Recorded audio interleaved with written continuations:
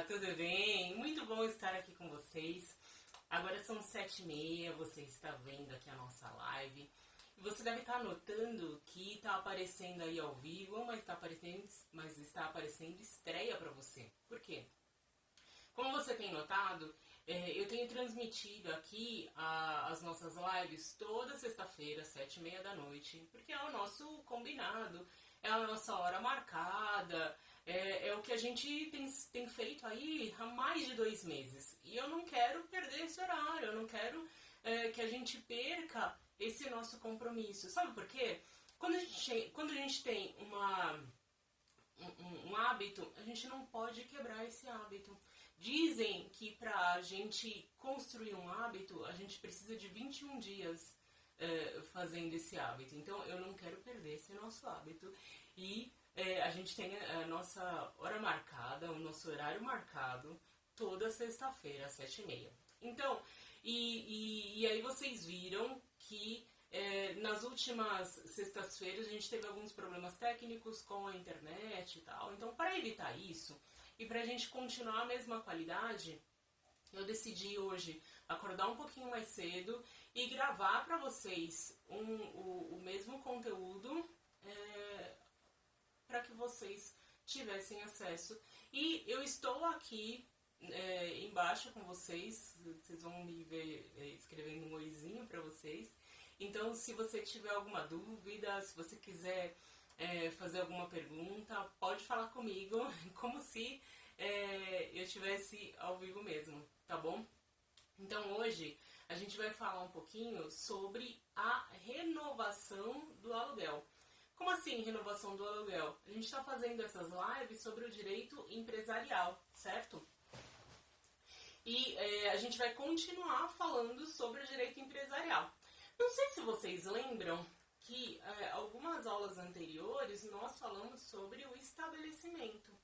Então a gente vai aprofundar um pouquinho sobre essa questão do estabelecimento e falar mais sobre o ponto, tá? Bom, vamos dar um tempinho aí, enquanto o pessoal não entra, porque todo mundo sabe que eu espero uns 5 minutinhos para esperar o pessoal chegar. E você que chega no nosso canal, se você quer saber sobre estabelecimento, dê um joinha. Se você ainda não conhece o nosso canal, se inscreva no nosso canal. Aqui do lado aparece a nossa marca, escrito Cidadania 1000. Você pode se inscrever no Cidadania 1000, super fácil, e aí você nos ajuda a crescer. Por quê? Não sei se você sabe, mas claro, o YouTube, ele avisa você que tem conteúdo novo, tal, mas ele não avisa sobre todos os conteúdos. Então, para você garantir que você vai receber os conteúdos, além de se inscrever, você tem que se inscrever e colocar o sininho ali, porque aí você vai receber o conteúdo novo do nosso canal. Tá legal? Então aí você ajuda a gente a crescer, nos ajuda a continuar fazendo esse canal, nos ajuda a continuar produzindo material de qualidade, porque aí a gente tem aí um ânimo renovado, porque eu sei que mais gente tem acesso à informação. Claro, eu faço pra você que já tá aqui. Eu tô muito feliz porque a gente tem tido uma super receptividade das pessoas. Eu agradeço imensamente, desde o ano passado, que as pessoas vêm entrando pro nosso canal. A gente começou bem pequenininho, eu tinha pouca gente, não tinha nem 100 inscritos.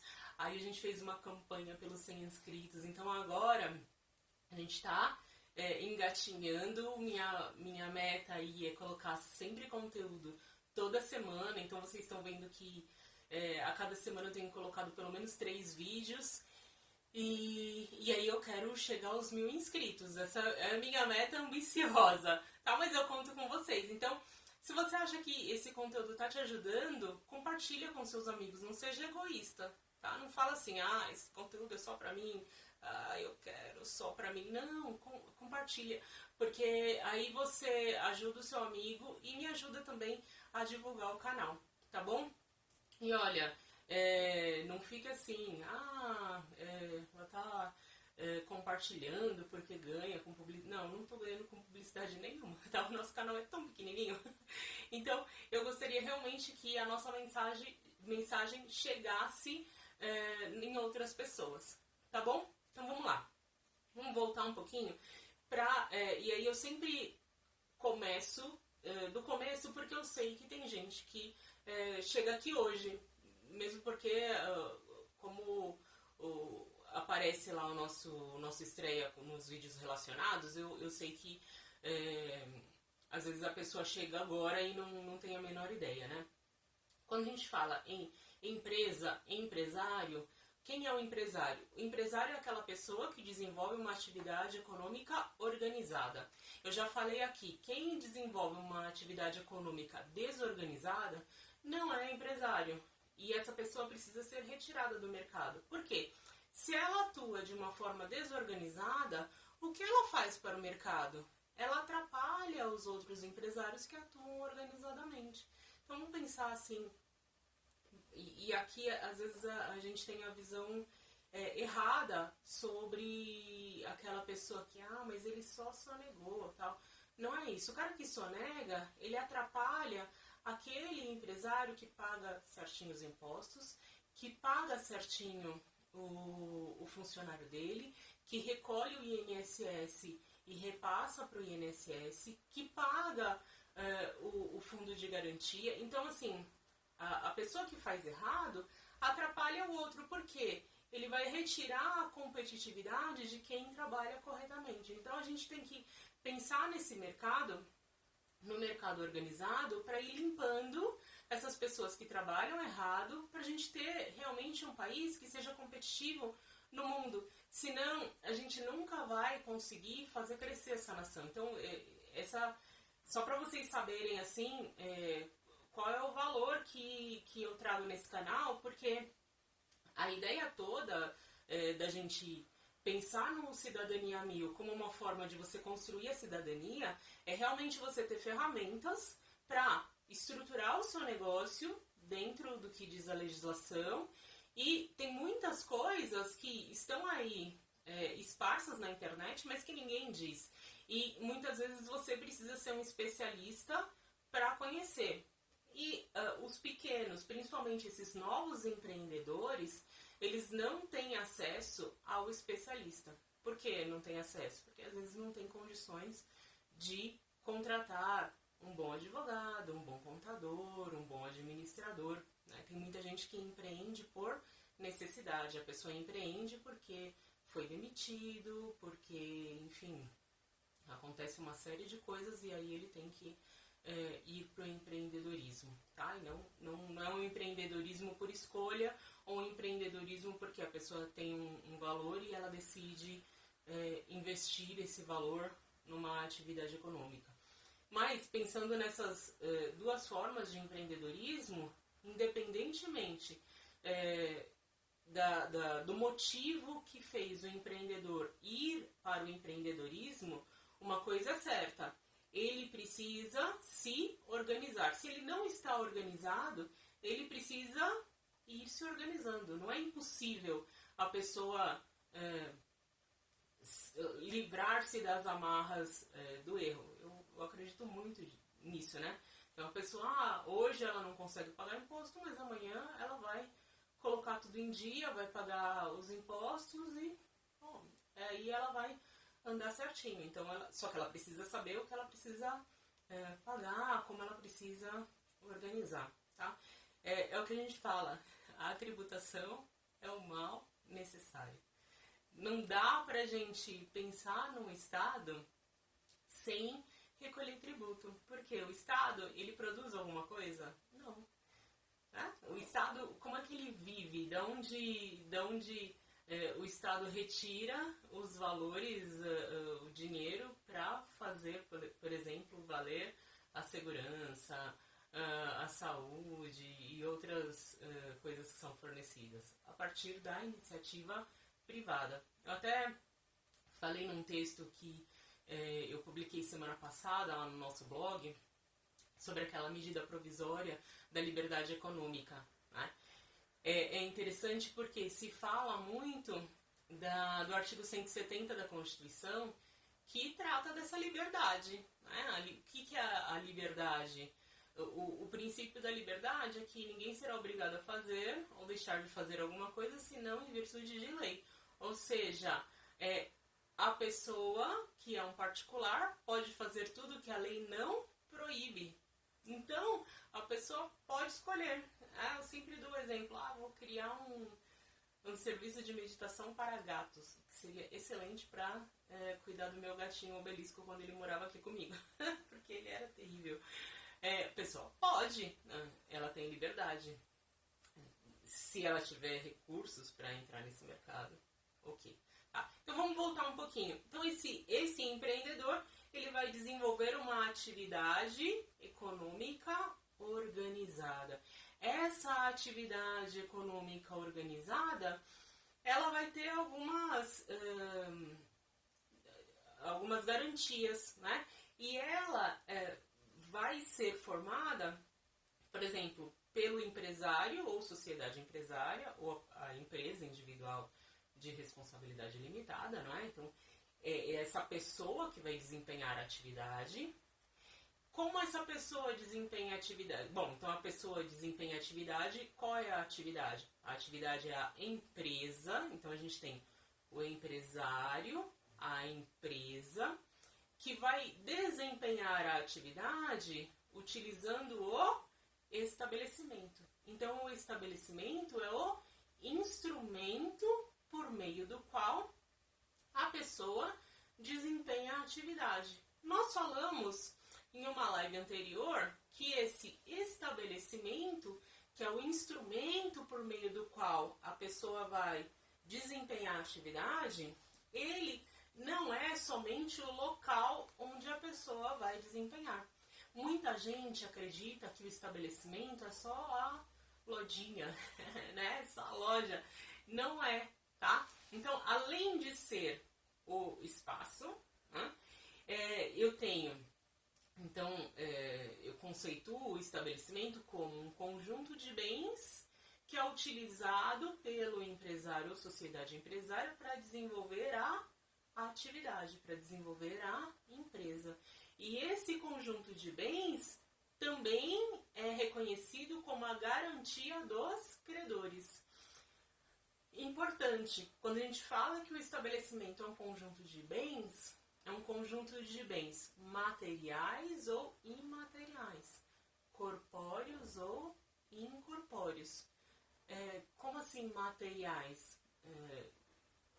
Coisas tangíveis que se podem tocar, utensílios, veículos, então mobiliário, são coisas assim corpóreas, né? Coisas que se tocam.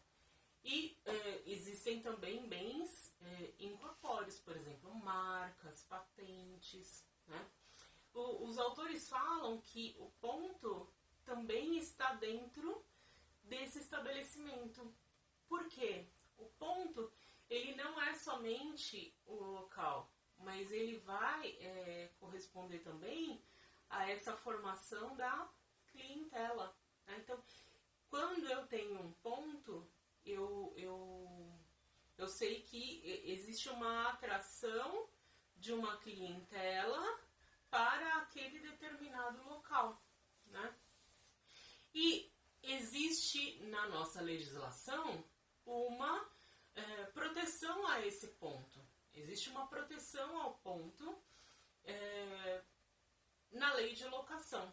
Né? Então vamos lá. Somente na lei da locação tem a proteção ao ponto? Não, a gente vai voltar um pouquinho a isso. Alguns empresários ou sociedades empresárias empreendem com propriedade, a sua propriedade. Então, a sociedade, ela compra um imóvel. Então, se a sociedade tem um imóvel próprio, a proteção ao ponto vai ser realizada por meio do direito de propriedade. Então, é o direito de propriedade que vai garantir aí o direito ao ponto. E o que diz esse direito de propriedade? Onde está garantido? como é que eu faço para me resguardar? Então, onde é que está isso, né? Está lá no Código Civil e o proprietário, ele vai ter os direitos de usar, gozar e dispor. Então, é o uso, fruição e disposição. O que é disposição? Venda, né? Então, ele vai poder vender esse bem, eventualmente, tá? Agora, quando a gente fala na proteção do ponto pelo direito de locação, significa que o empreendedor, o empresário, sociedade empresária, eles não adquiriram o imóvel, porque às vezes a pessoa tem que investir tanto dinheiro para fazer a atividade girar que ela não acha que não é interessante, ela não sabe se é naquele lugar que a atividade vai iniciar e vai continuar, enfim. Então, o empreendedor ele vai escolher e vai, enfim, uma parte da escolha do desempenho da atividade, claro que se faz plano de negócio, isso tudo, tudo tem técnica, sim, mas existe sim uma questão de tentativa e erro, de teste, tá? Então não é uma ciência exata a administração. A administração é uma ciência humana, embora se tenha cálculos, estatísticas e tal, mas é uma ciência humana, tá? E quando esse empresário ele faz uma locação de um determinado imóvel, ele vai escolher se ele vai ter ou não direito ao ponto. E sabem que muita gente, quando faz a locação, não sabe disso? Eu vou agora desvendar um segredo para vocês. Muita gente, quando faz a locação, acaba locando um imóvel para o seu comércio e faz um contrato por 2 anos. No final desses 2 anos, se o dono do imóvel não quiser renovar, ou se ele quiser aumentar o valor da locação num valor muito maior do que o que está no contrato, ele pode fazer isso? Pode. Por quê? A garantia existe naquele montante, tá? Então, não existe um direito ao ponto comercial, tal? Não existe. Não existe por quê? Porque naquela circunstância, naquele exemplo que eu dei para você, em que o proprietário e o empresário fizeram um contrato de 2 anos, eles foram negociando aí aquela... enfim, sem pensar na relação para o futuro. Agora vamos pensar assim, numa relação em que se pensa que, olha, o empresário ele diz, olha, eu preciso ter a minha garantia de que eu vou ficar nesse lugar por pelo menos 5 anos, porque eu vou desempenhar a minha atividade e eu quero ter o direito à renovação, porque o meu negócio, eu vou fazer um grande investimento, enfim, vou fazer reforma, vou precisar, e eu preciso ter essa garantia. Então, nesse caso, como é que esse empreendedor vai negociar um contrato para que ele tenha esse acesso, para que ele tenha essa garantia? Bom, então ele vai, primeiro, ele precisa fazer um contrato escrito, ele não pode fazer um contrato verbal, tá? Então, esse é o ponto 1 que a lei de locação manda. Ponto 1, contrato escrito. Depois, esse contrato escrito precisa ser feito por um prazo determinado. Prazo determinado, tá? Não pode ser um contrato escrito por prazo indeterminado. Ah, mas eu fiz um contrato escrito e o prazo era determinado de 1 ano e eu já tô lá há 7 anos. Não, não vale, tá? Então, precisa ser um contrato escrito por prazo determinado e o contrato precisa ser de 5 anos ou a soma dos contratos precisa ser de 5 anos, sem nenhuma interrupção, sem nenhum dia pulando, tá? Isso assim, tô falando no popular para você entender. Porque às vezes a pessoa fala assim, nossa, essa advogada fala assim, é pra você entender, tá? Porque senão de nada adiantaria se eu falasse aqui só pros meus amigos do direito, né? Eu quero que essa mensagem possa chegar para as pessoas que realmente não sabem do direito. Então é isso, o contrato precisa ser aí de 5 anos. 5 anos, tá? Tem mais alguma coisa? Tem. A atividade desenvolvida por esse empresário ou sociedade empresária precisa ser a mesma por 3 anos. Vamos pensar num exemplo. Vamos imaginar que a Joana alugou um imóvel comercial para montar um salão de beleza. E ela fez o contrato por 5 anos. Então, começou o salão de beleza, 5 anos. Aí, depois de 1 ano e meio, ela percebeu que não deu certo o salão de beleza, ela não sabia como lidar com o negócio e tal. Aí ela falou assim, vou mudar aqui para um pet shop. Que as pessoas, ao invés de fazer o próprio cabelo, preferem lavar o cachorrinho. Aí a pessoa mudou e aí foi até o final do contrato com essa atividade. Ela consegue demonstrar os 3 anos de atividade? Consegue. Tá? Por quê? Aí ela consegue provar 3 anos de atividade, claro, justinho, né, gente? Porque ela vai ter um prazo também para entrar com a ação renovatória. Eu cheguei a passar aí para os meus alunos também lá no meu blog. Eu acho que vocês devem ter acesso. Quem não tem acesso, o blog é cidadania1000.com.br. Eu vou deixar aqui embaixo os links de alguns artigos que eu postei, tá?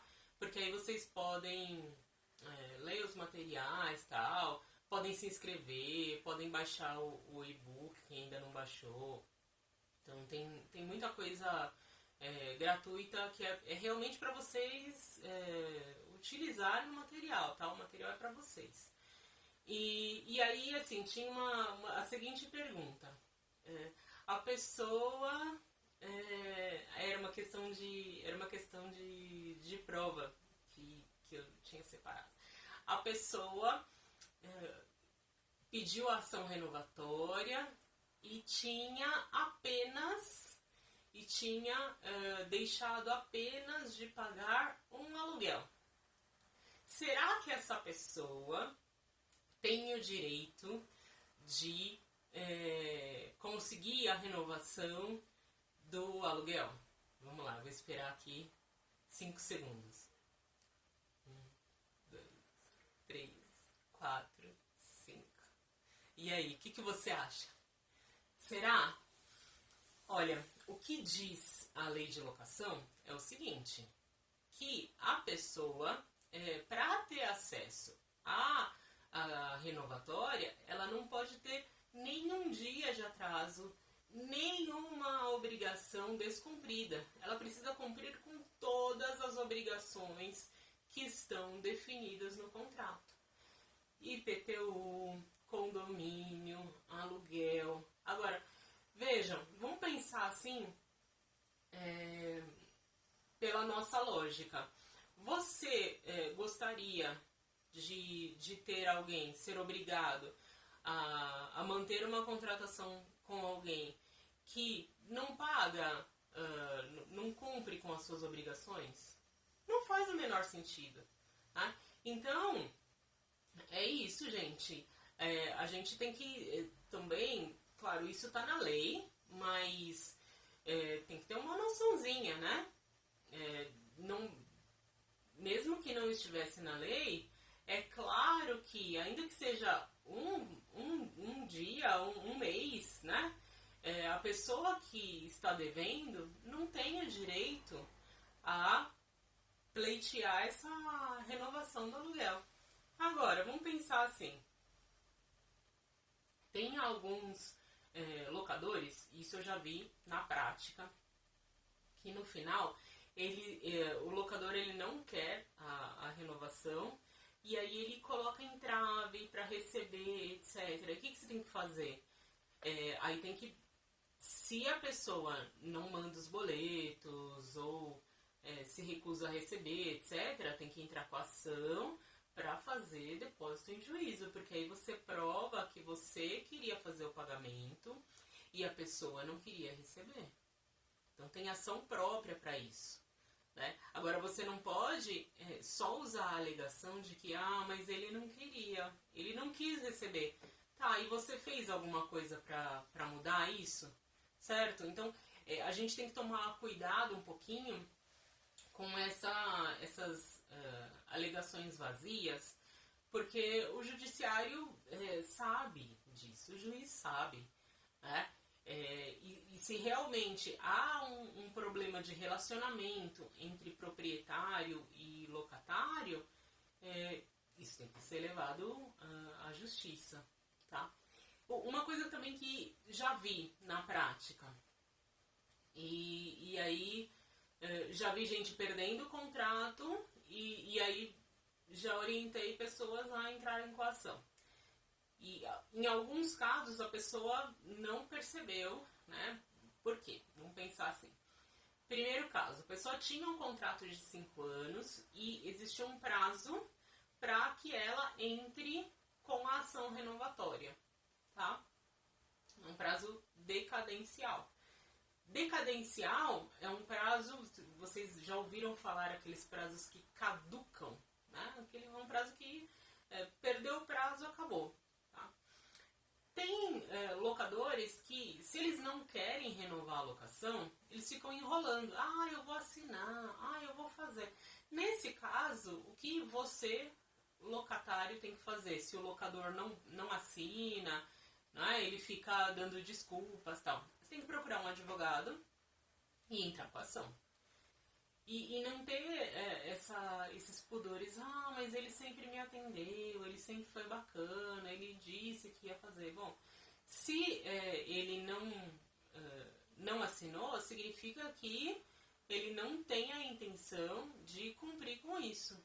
E se você perder o prazo para mover a ação renovatória, então aí você vai perder o seu direito ao ponto. E perdendo o direito ao ponto, o que vai acontecer? No final do contrato, de duas, uma, ou o seu aluguel vai aumentar fora daquele valor do contrato, ou você vai ter que entregar o imóvel, né? Então, claro, o contrato se renova automaticamente, o dono do imóvel pode pedir o imóvel, né? E você pode ter que ir para outro lugar, depois de ter trabalhado o ponto, trabalhado sua clientela, e aí você vai ter que ir para outro lugar sem direito a nenhuma indenização, tá? Então, tem que ficar muito esperto, porque no mundo dos negócios, quem triunfa é aquele que tem informação, é aquele que conhece. E quem conhece é aquele que se dedica.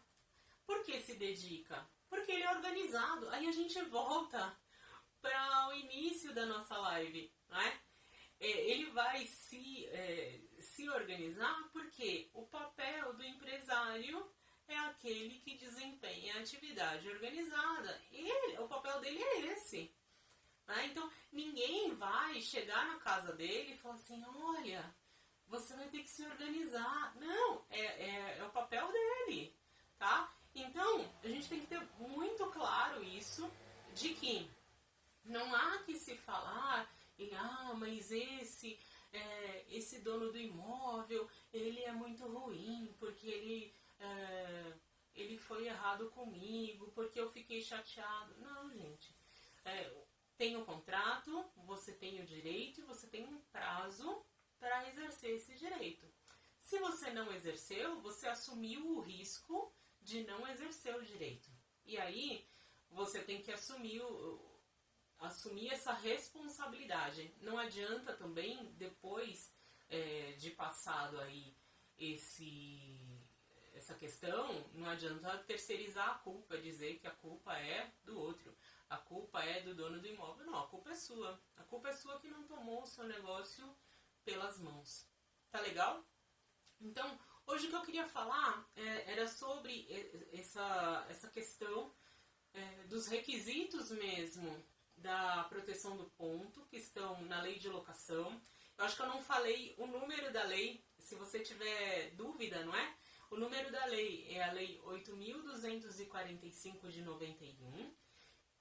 Se você quiser ler a lei inteirinha, entra no site do Planalto. No site do Planalto tem toda a legislação federal gratuitamente para você baixar. Então é www.planalto.gov.br e aí você pode ler tudo. A Constituição, eu até brinco, né? De repente deu uma vontade de ler a Constituição do Império, tem lá. Tem todas as leis, todas as medidas provisórias, tem tudo, tá? Então, tem um material muito rico que você pode se servir e aí você vai criando uma independência para conhecer essa legislação, tá? Leia o material, faça perguntas aqui no nosso blog, aqui no YouTube, compartilhe esse material. Tá bom? E aqui é a nossa comunidade de estudos. Aqui é a comunidade onde a gente vai descobrindo esses meandros do direito empresarial, do direito das alocações. Tá bom? Foi muito bom ficar aqui com vocês. Fale para os seus amigos e até sexta-feira que vem estaremos aqui 7h30 da noite. Um abraço!